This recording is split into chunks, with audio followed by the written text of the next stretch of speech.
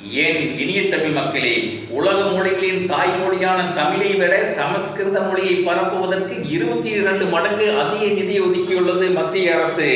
கடந்த 10 ஆண்டு கால பாஜக ஆட்சியில் சமஸ்கிருத மொழியை பரப்புவதற்கு 2532 கோடியும், தமிழ், தெலுங்கு, கன்னடம், மலையாளம், ஒரியா ஆகிய 5 செம்மொழிகளுக்கும் சேர்த்து வெறும் 147 கோடி மட்டுமே ஒதுக்கப்பட்டுள்ளது.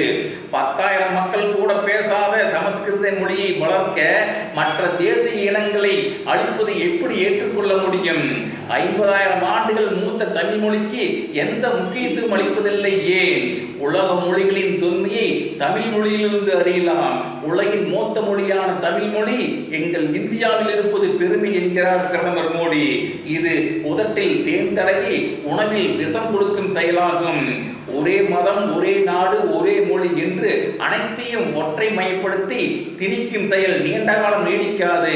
பல இனங்கள், பல மொழிகள் என்றால் இந்தியா ஒரே நாடாக இருக்கும். ஒரே மொழி என்றால் பல நாடுகள் பிறக்கும் என்ற வரலாற்று பேருண்மையை அவர்கள் உணர்ந்து கொள்ள வேண்டும். செம்மொழிகளுக்கு தான் அதிக நிதி ஒதுக்க வேண்டும்.